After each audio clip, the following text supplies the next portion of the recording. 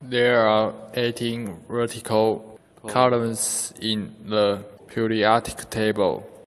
These numbered groups can be further divided into two lettered groups, categorized A and B.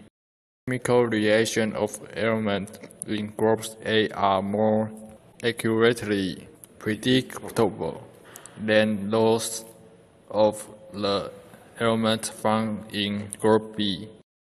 Each vertical column is thus designed with a number and letter.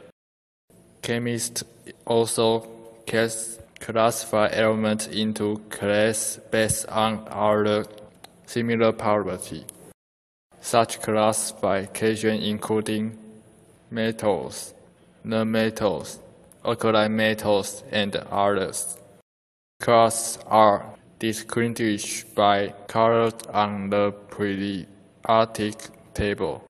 The frequency of elements with similar properties to occur at regular intervals and within visual groupings on the periodic table is known as the periodic law.